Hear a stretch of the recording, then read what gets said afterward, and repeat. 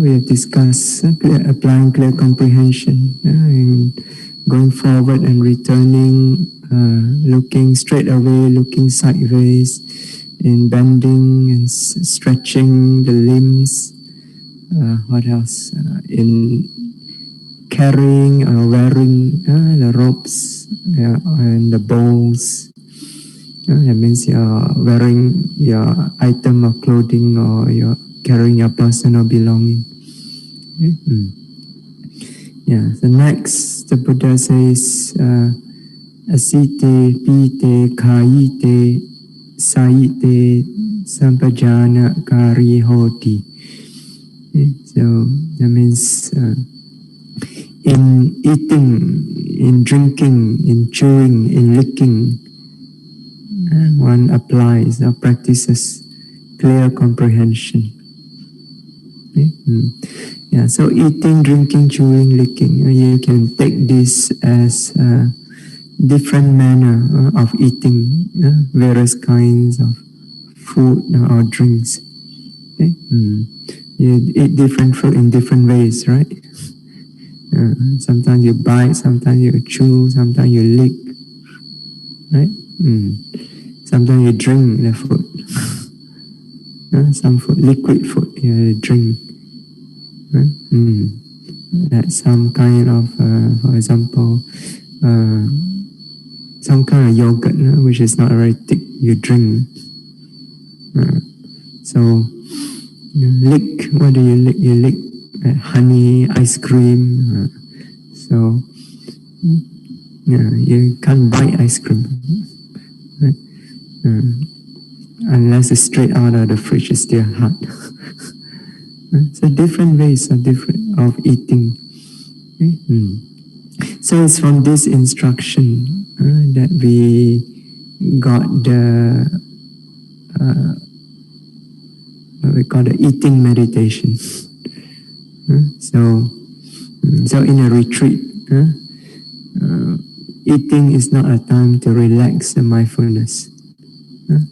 Eating is not a time to let down your mindfulness and enjoy.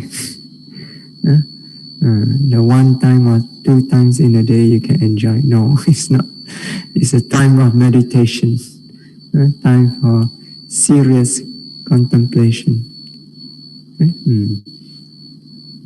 Remember the other time we told you the story of how when the monks go on alms round, so they have these sitting halls in ancient Sri Lanka, in a village, in the villages in ancient Sri Lanka. There's a sitting hall where monks sit down to eat after they've collected the alms food. They'll go to that sitting hall and then they sit down to eat. So in the commentary it says there's not a single seat in all the sitting halls throughout the island of Sri Lanka where a monk has not attained arahantship while seated down eating. So they do so, they attain arahantship, they do so while contemplating, eating. Okay? Yeah, so eating meditation is important. Okay? Yeah. And once again, you apply the 4 kinds of clear comprehension. Yeah. The first one, sataka sampajanya. So you consider carefully, clearly, a purpose, a benefit of eating.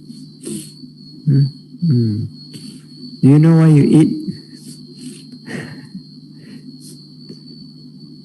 You eat because it's time to eat. Is it? It's time to eat, you don't eat, can or not? If you're not hungry, you eat. So you must know the purpose why you eat. What benefit do you derive from eating? And this is mentioned very often in the suttas. Okay? So And this is something that monks reflect on every day. Okay? Patisankha yoniso pinda patam patisevami. So reflecting carefully. I use alms food. Pinda patam patisevami. Nevadavaya. I use this alms food. I eat this alms food. Not for enjoyment. Not to indulge in taste. Okay? Yeah. So we don't eat in order to enjoy the taste of the food. Although most of the time this is what we do. You go to Penang, food paradise. So when you hear people discuss about food, they always talk. Most often they talk about the good taste. Penang people know where to find the best char kway teow, the best laksa, the best whatever you ask them, they know. As a monk, you're in Penang, you get all the good hawkers food. Eat until your cholesterol go very high.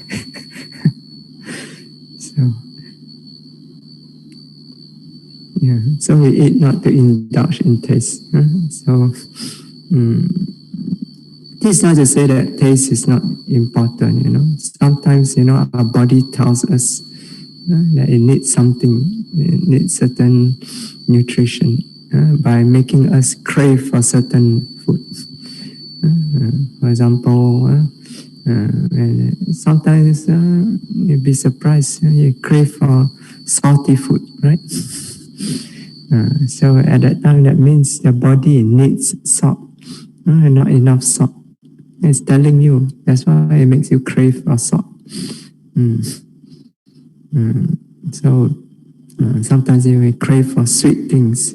That could mean that your body is lacking in energy. But this one you have to be careful. You have to be very mindful. It tells you, yes, so go and eat sweet things. There's not enough energy. You need to get some sugar. But as you eat, it also tells you that you have had enough already. But usually, once you start indulging in the sweet food, you stop paying attention and then you just eat and eat and eat non-stop. Even though the body is telling you, enough already. The body will tell you. It'll make you feel distaste for the sweet after a while. You eat too much. You feel, I don't know what it's called in English, but we colloquially we say you feel jalak with the food.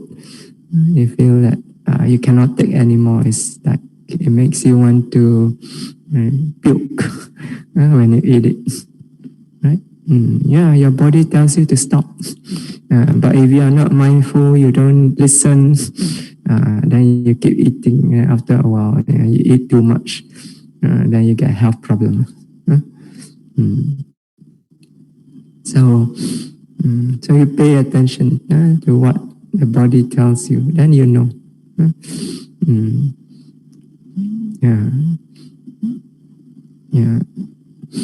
So when you eat, because the body needs it, then there is not indulging.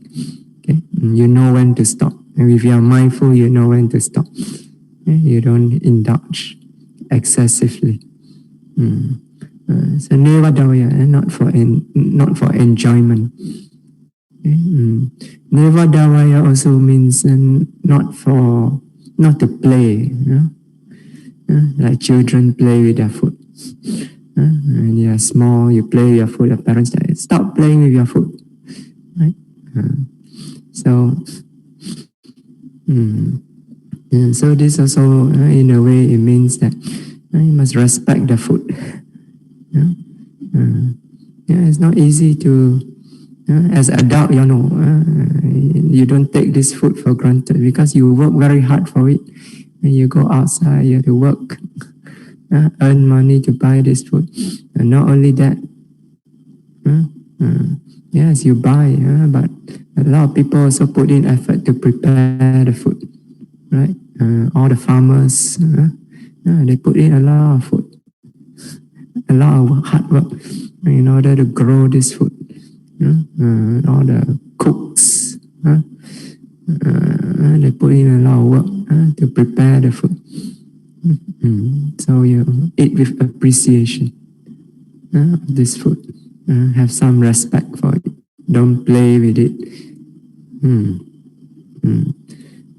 So nivadavaya, namadaya, not for, you eat this food not for obsession, becoming obsessed or intoxicated with strength. Okay?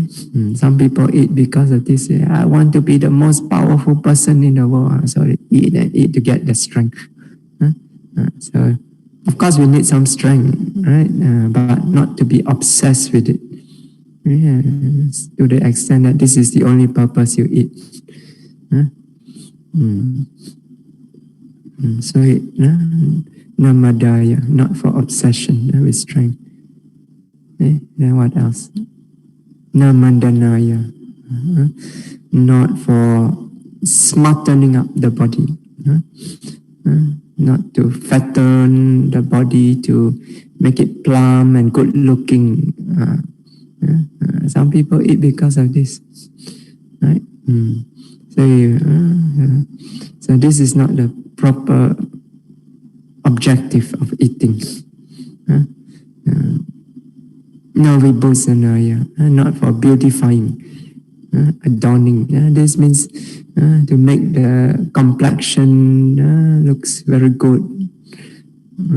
So some people eat food because of this. Oh, I must eat this food. It makes my skin looks very nice, very smooth, very beautiful, bright, shining. Not for this reason. Okay. Then what else? Yavadeva imasakaya satitiya yapanaya. Okay? So, but we eat only for the purpose of sustenance and maintenance of this body. Okay? We eat in order to sustain and maintain this body. By eating the food, we get the nourishment, the nutrients from the food that will help us to sustain and maintain this body. Okay? Keep it in good shape, good condition. Okay? Keep it healthy. That's the purpose we eat. Okay? Vihim suparatiya, for the purpose of ending of oppression. Oppression, it means oppression by hunger. Okay? So food is like a medicine that helps us to heal the disease of hunger. Okay? And also various other diseases also. Sometimes you hear people say food is medicine. So you eat the right kind of food, you can actually heal your body from various diseases. So, but that will come under sappaya sampajanya, clear comprehension and suitability. We'll talk about later. The next one is important. Brahmacharya nugahaya, for assisting with the holy life, with the spiritual life. Okay, that means you eat in order to support your practice. Right? So in order to practice, first of all, you must have enough bodily strength. Right? So where do you get your bodily strength from? From the food that you eat. So you must eat enough in order to get enough strength. Okay. Yeah. Then also, in order to practice, your body must be in good health. You may have enough strength, but your body is not in good health. You'll be an obstacle, hindering you in your practice. Yeah, you meditate a while, then here pain, there pain. So the body gets in the way when you're not in good health. So therefore you must eat in order to get enough nutriment, nourishment for the body to keep it in good health, good shape, good condition.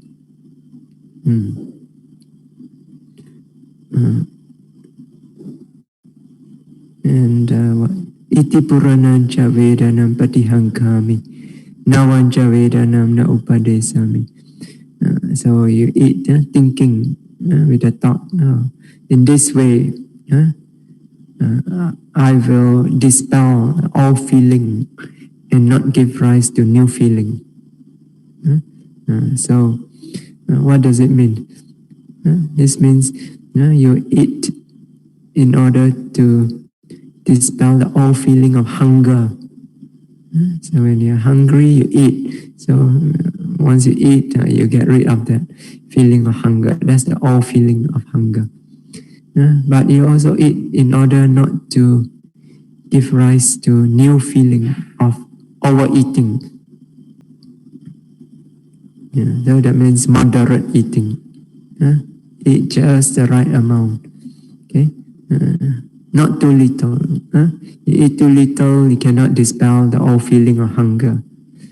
So therefore, the Buddha here is telling you must eat enough, as much as some yogis feel like not eating.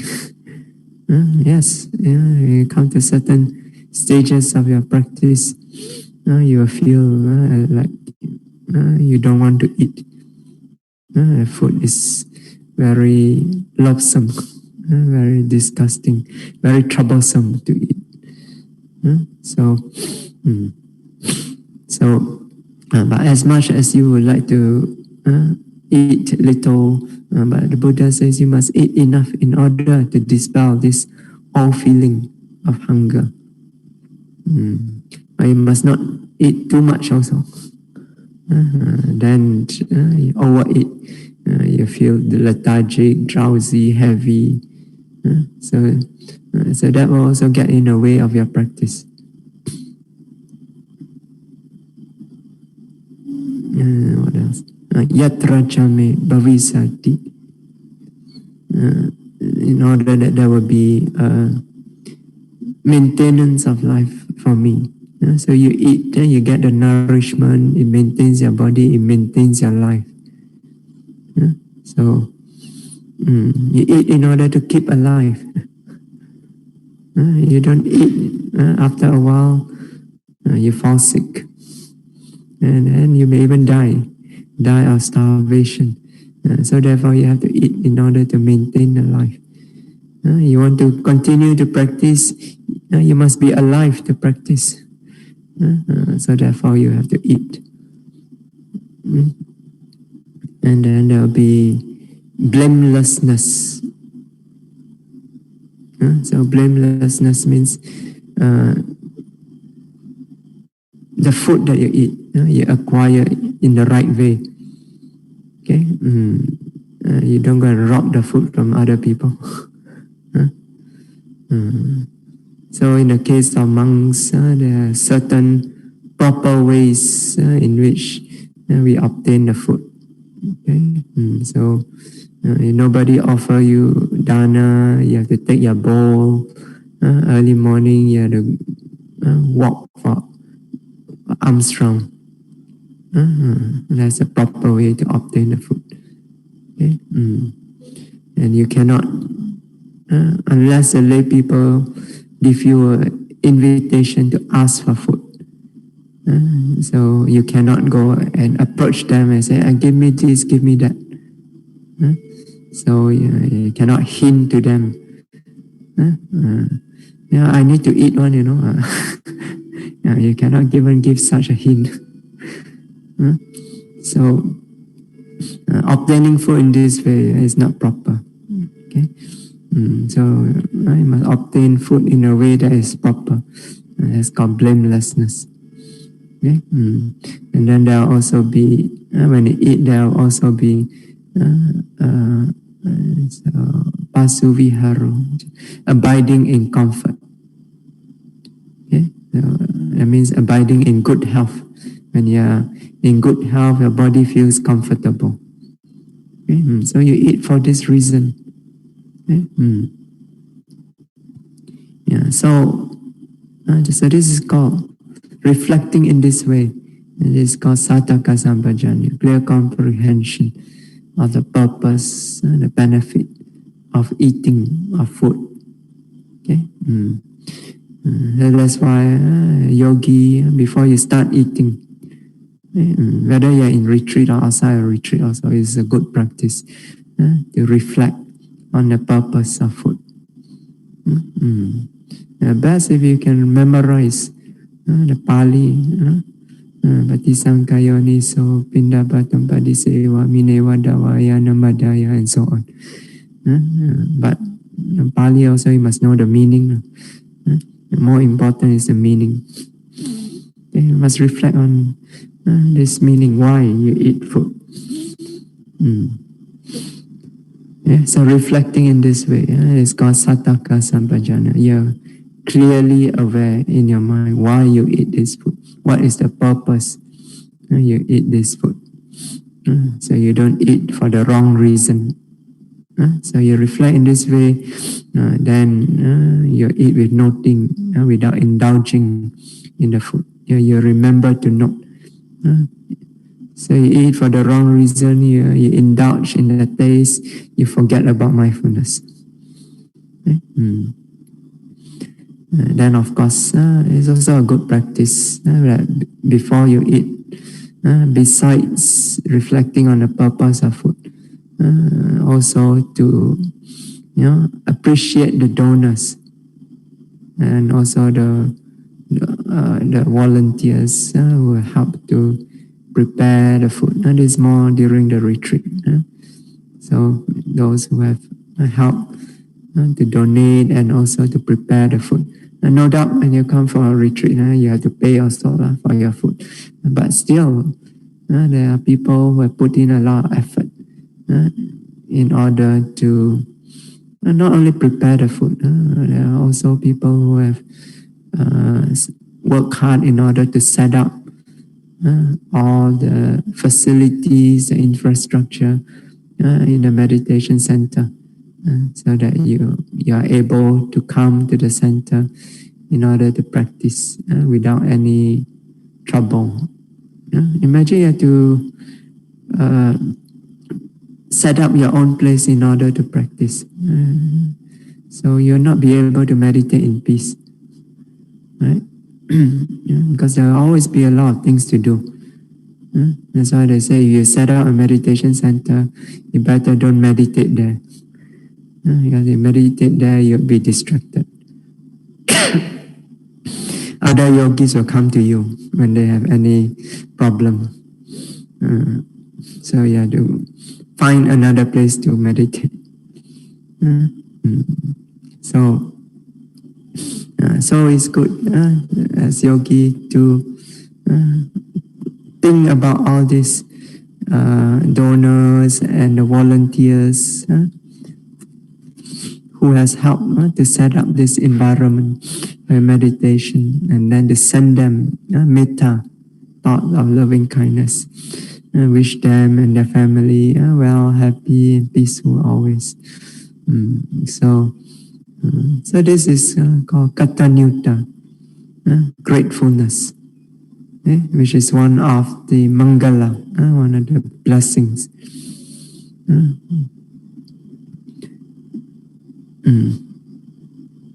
And next is sappaya sampajanya, clear comprehension, suitability.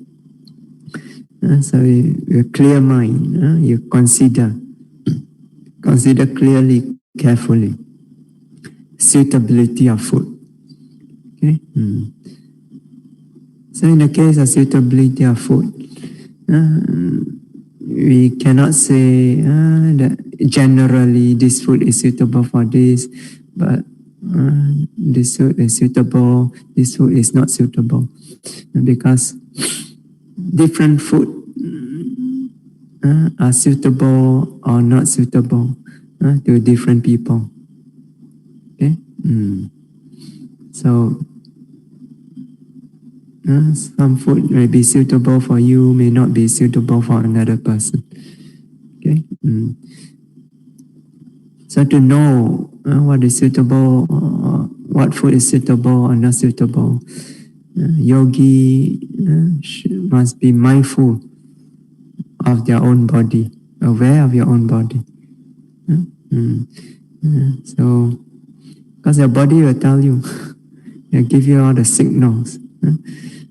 So certain food when you eat, after you've eaten, you feel comfortable, you feel at ease, you feel healthy. This is suitable food for you. Okay? So other food, after you've eaten, you feel uncomfortable, you feel ill at ease, you feel unhealthy. Then so those food are unsuitable for you. Okay? So you have to watch your own body. The body will tell you. Okay? But the suitability can change, changes with conditions. So at one time it may be suitable, and another time it may be unsuitable. In one place it may be suitable, you go to another place it may not be suitable. So, for example, in a cold weather, when the weather is cold, then heaty food suitable, right? Cooling food are not so suitable, unsuitable. Right? And vice versa. When the weather is very hot, then heaty food is not so suitable. Cooling food will become more suitable. So Chinese always say, weather is hot, 凉茶, drink cooling herbs, cooling herbal tea. So, but you don't drink it when the weather is very hot. Very cold. Weather is very cold. You go and drink 凉茶. Body become even cooler. May fall sick. So similarly, the type of body. So if you have a person cool body, so that means naturally your body is cool. You don't have to do anything, it's cool. So your body is naturally cool body, then you have to take a lot of heaty food in order to balance, especially in cold weather. So on the other hand, if your body is a naturally warm body, then you have to drink, you have to take a lot of cooling food, drink a lot of 凉茶 in order to cool down. If you are a cool body, don't drink a lot of 凉茶. So like me, my body is naturally cool. So last night I do not know. So devotees offer, Chinese tradition always like to must drink a lot of herbal tea to cool the body, right? The devotees offer a lot. I find that I'm always falling sick. Then later I realized my body is a cool body, so I stopped taking all this cooling tea. Instead, I drink ginger drink. Nowadays, every day I take. So it balances out. So I don't fall sick so often compared to last time. So you must know what is suitable on the body. So to know, you have to be mindful of your body. That's why kaya nupassana can be very helpful. Continuously your attention is on the body. After a while, also you start to learn all the signals that the body is trying to tell you.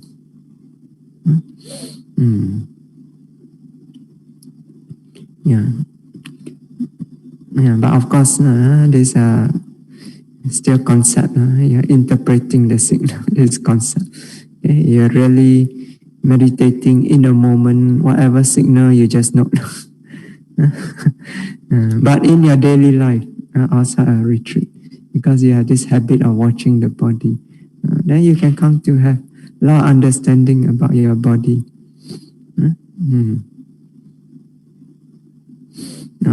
So feeling the body, whether the body is comfortable or uncomfortable, after taking certain food, that's one way to know whether the food is suitable or not.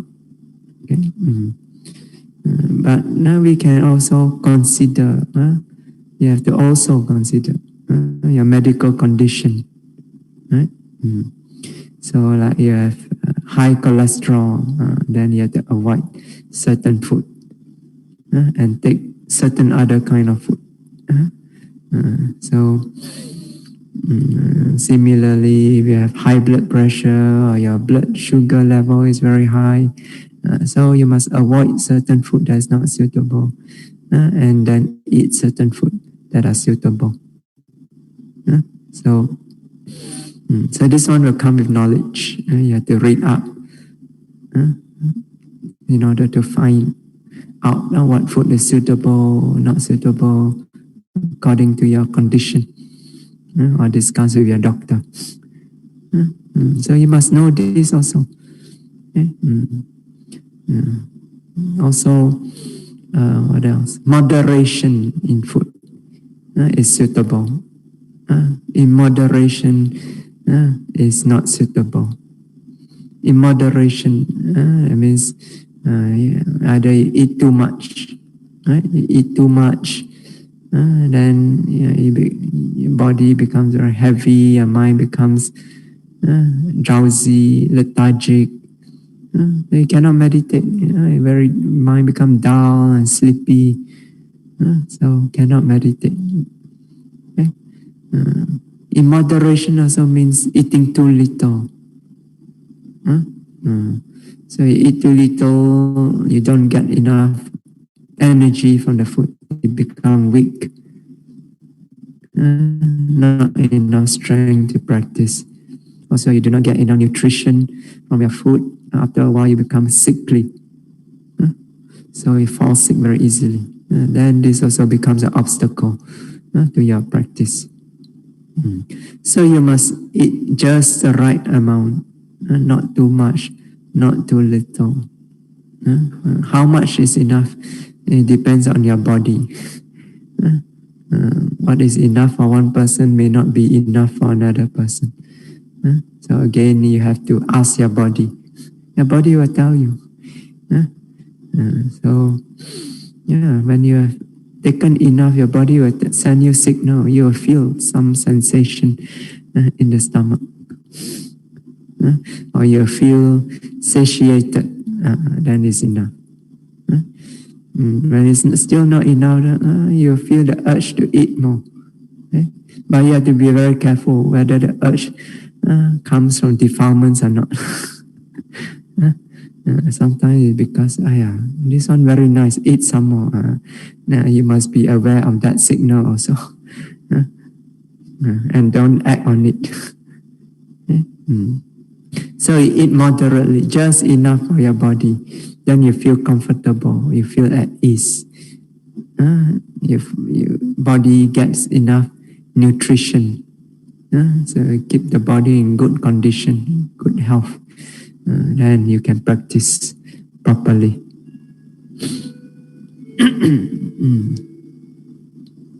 Next one is Gochara Sampajanya, clear comprehension of domain. So as you already know by now, this means keeping within the domain or satipatthana, noting continuously while you are in the process of eating. So when you eat, you have to note continuously. As we said, this is not the time to let down the mindfulness, to indulge in food. It's the time of meditation. So when you sit down, you see the food, you have to note seeing. So when the intention arises, you want to take the food, I must note intention. When the arms stretches out to take, you must note stretching, or reaching. And it takes the food, you must note taking, or scooping. So when you bring the food near, you must note bringing. So before every action, there's also intention. You must also note the intention. Okay? Intention to stretch, then the stretching. Intention to take, taking. Intention to bring, and bringing. Okay? So, and it's not just one intention, one movement. If you slow down and you observe carefully, you notice there's a series of intention, a series of movement, one after another. Okay? So when you bring, you must note bringing. So when it's near enough, you will notice that the head will start to move closer to the food, to bring the mouth closer. You must note that also. If your mind is really clear, you will even catch the impulse to move the head. So then when the mouth starts to open, you must note opening. When you put it in, put the food into the mouth, must not putting in. When you then the mouth closes, you must not closing. When you remove the spoon, you must not removing. So every little minute activity must be noted. When you start to chew, must not chewing. As you chew, you notice many things. The jaw going up and down, up and down, sometimes sideways, left, right. So as it moves, you feel all this sensation of tightness, relaxing. So as the jaw, it closes, it becomes tight. As it opens, it relaxes, it becomes loose. Right? So as it moves side to side also, you can feel this tightness and relaxing. So all this must be noted. And then as the jaw is moving, then the teeth also is pulverizing the food, grinding it. Right? So then you feel other sensation, hardness, for example. As the teeth keeps pulverizing the food, keeps grinding it, you feel the hardness. Then as you, after you bite down, and then when you want to release, sometimes you feel like the food is sticky. So you feel that you might need to exert a little bit more effort in order to open the mouth. Because the food in between the teeth is like a glue, especially when it becomes sticky, mixed with saliva, it becomes like a glue holding the teeth together. Then you have to exert a little bit more effort in order to pry the jaw apart. You notice this? So if you observe carefully, you can notice all these things. The jaw, the teeth, And the tongue. The tongue is, you know, the tongue is very busy when you eat. It's probably the most busy among everything in the mouth. It's continuously, the tongue is working to collect all the food together and then push it towards the teeth to be chewed.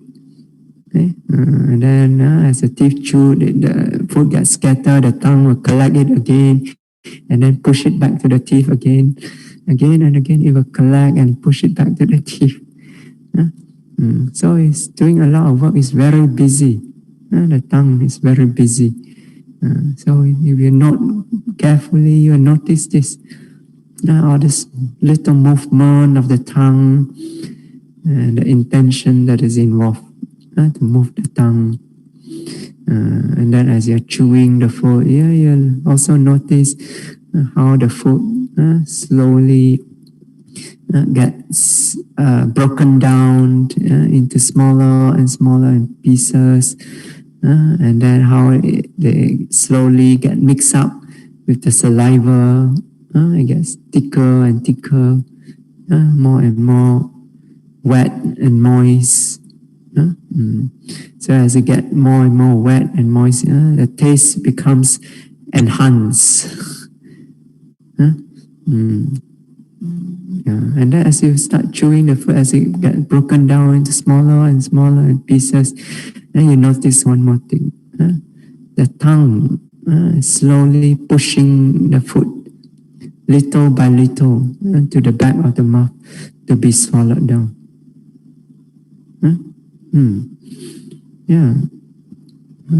So one yogi was surprised.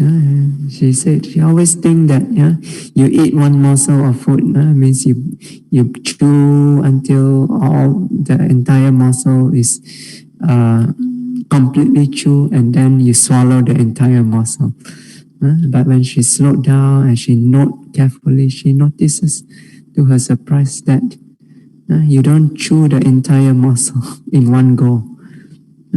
You swallow it bit by bit. As the food gets broken down into smaller and smaller pieces, you start swallowing it a little bit at a time. The tongue starts to collect a little bit at a time and then push it back in order to be swallowed.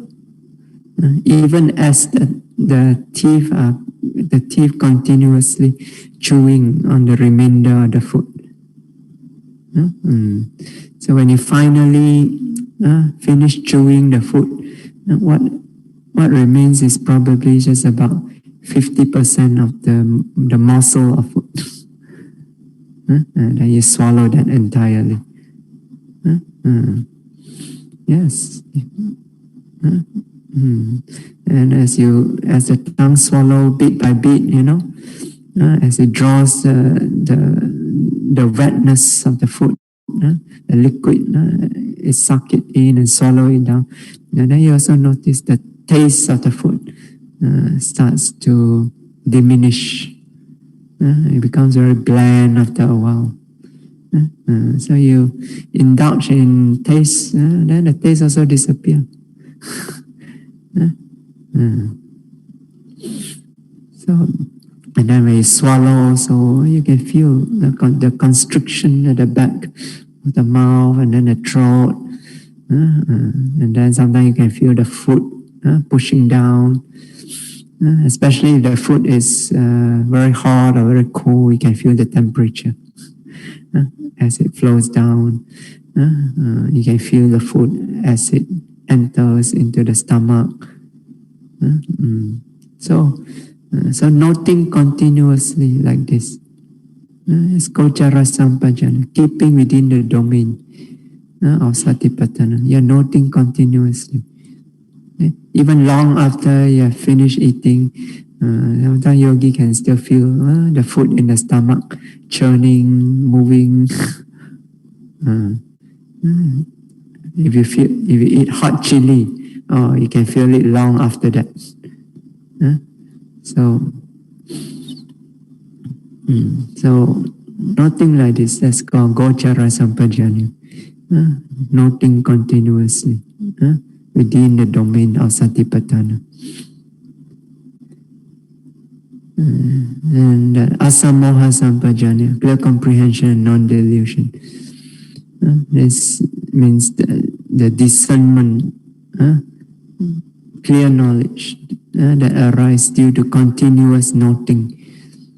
So the yogi realizes, as he notes continuously, he realizes there's nobody here, no person here who is taking the food, who is eating, who is chewing, who is swallowing the food.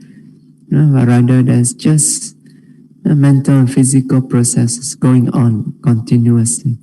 There's a series of impulses giving rise to a series of wind movement, nature of wind element that give rise to movement. Okay?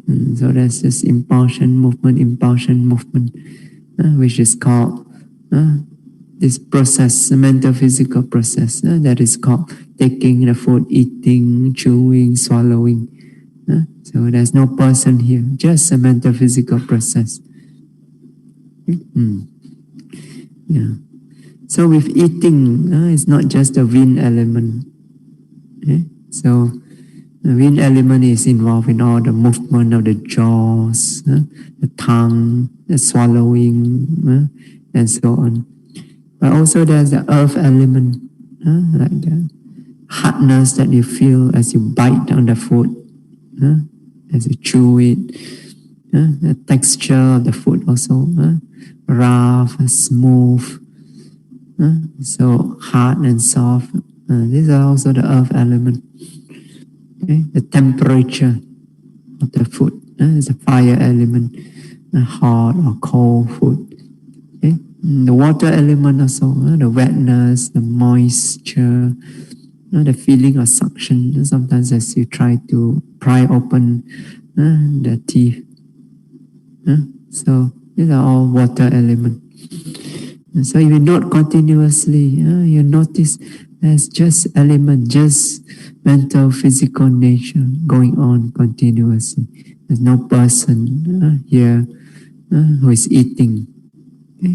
So realizing in this way, this discerning in this way, it is called asamoha sampajanya, clear comprehension, non-delusion. Okay? You are not deluded at all about the true nature of this process of eating. Okay. So now, after you have eaten, let's say after a few hours, and then what happened? Where do you go? You go and visit a very special room. You visit a toilet. Yeah, in Burma it's called Inda. Toilet is called Inda. It's called, if I remember correctly, the Burmese told me before. Inda means something like room of comfort or something like that. You go there to feel comfortable. So after a few hours of eating, you need to visit the toilet. So next in the instruction, the Buddha says, Uchara pasava kame sampajana kari hoti. So that means in defecating and in urinating, you apply clear comprehension. So it's a spiritual practice of Satipatthana. You do not just practice it in clean, holy places. So a true spiritual practice is about the mind, and the mind is with us all the time.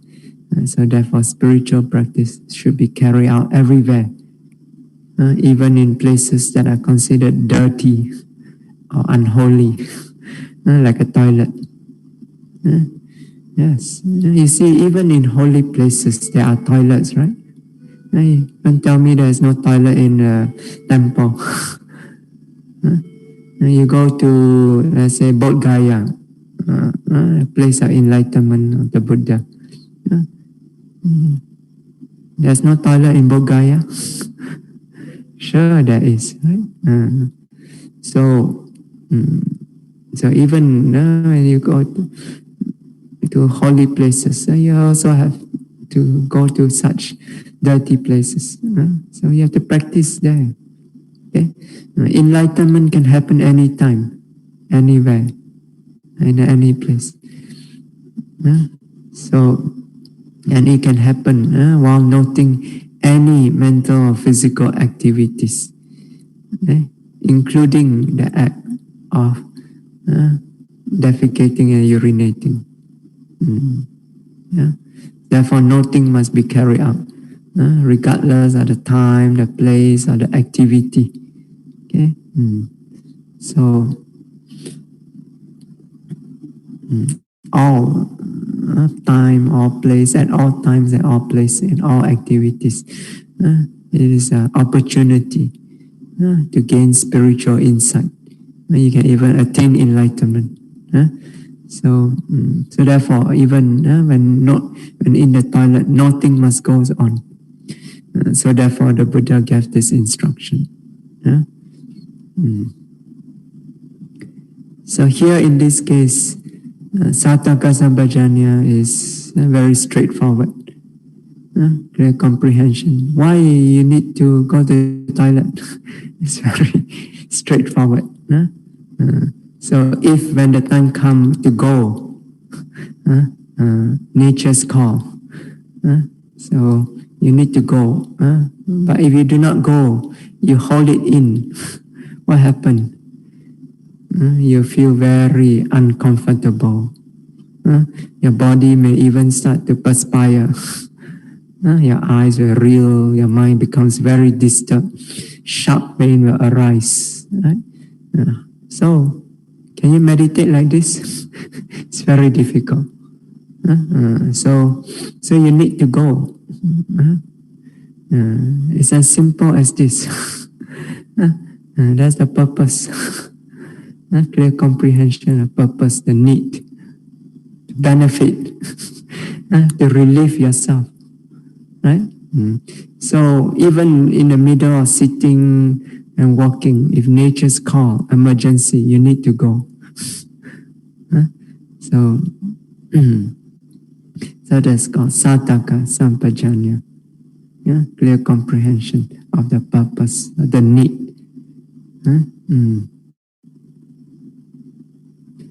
Then Sappaya Sampajanya, clear comprehension of suitability. In this case, it means you must consider where you do your business. You must do it in a proper place, in a proper covered toilet. So nowadays we are fortunate. Most places that we go to, there are proper toilets available. But what if there's no toilet available? Let's say in the middle of a jungle. Sometimes when we go hiking, then there's a need. In the middle of the jungle trail. Or when you go to India, those of you who went for pilgrimage, you know. Very difficult to find toilet in India. Sometimes they say the whole of India is a toilet. So, because people do their business everywhere. So if there's no toilet available, what do you do? Then you must find a place, a sheltered place where nobody can see. So go behind some trees or behind some rocks and so on. Remember last time when we go pilgrimage, the ladies, they have to take the straw mat. Then they have to walk very far into the fields and find somewhere they can hide behind. And then they take the straw mat and cover around. And then they do their business. So, so if there's no toilet available, and then that's what you have to do. Okay? So in the sub-commentary, I think, it tells us something that we should pay attention to. It says that in fields that are occupied or frequented by humans and places occupied or frequented by devas and devas sanctuaries. So place frequented by devas will be like if you go to forests, sometimes you see these large trees in the forest. Most likely some devas live in those trees. These are Ruka Deva, tree-dwelling devas. Okay?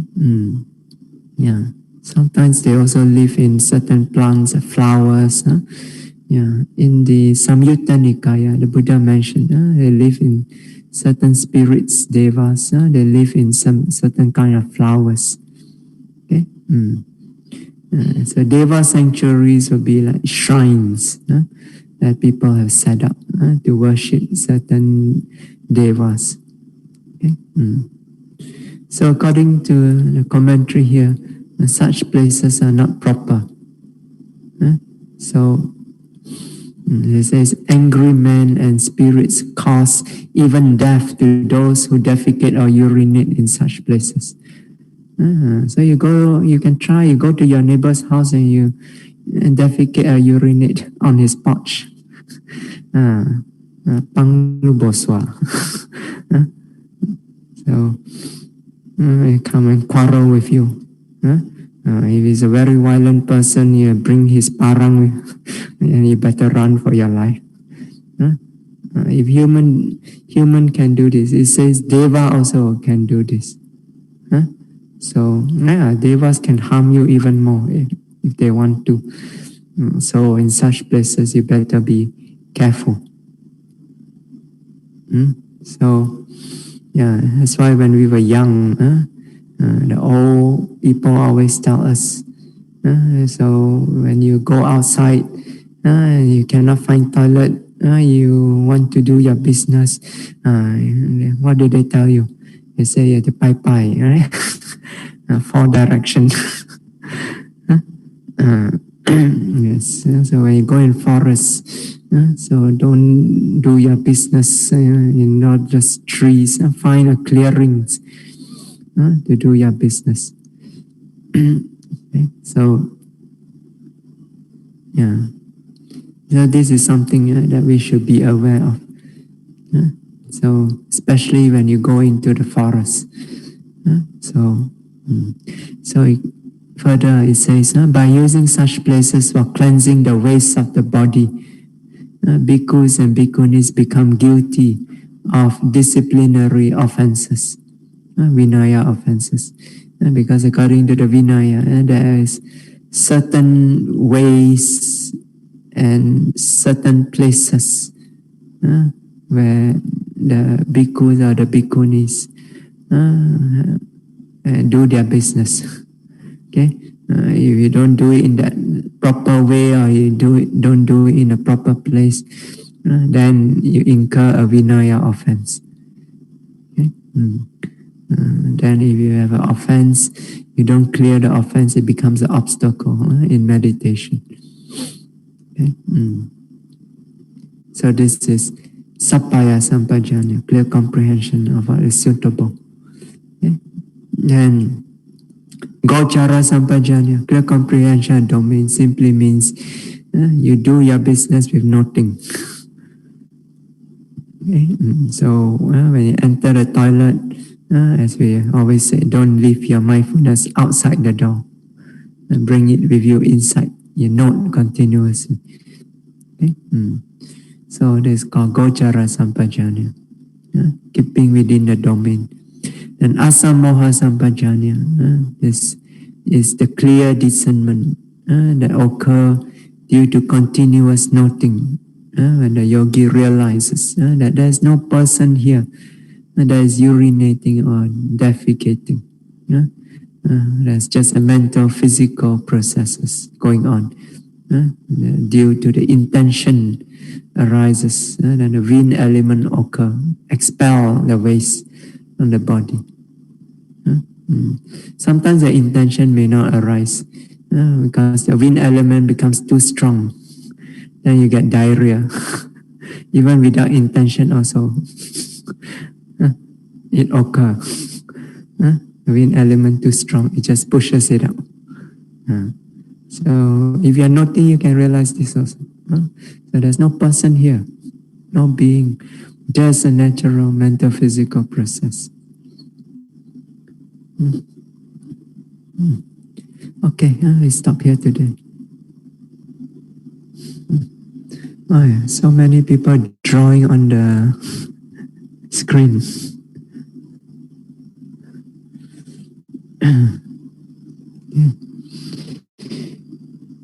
Imaya Dhamma nu Dhamma Patipatiya Buddham Pujemi. Imaya Dhamma nu Dhamma Patipatiya Dhammam Pujemi. Imaya Dhamma nu Dhamma Patipatiya Sangham Pujemi.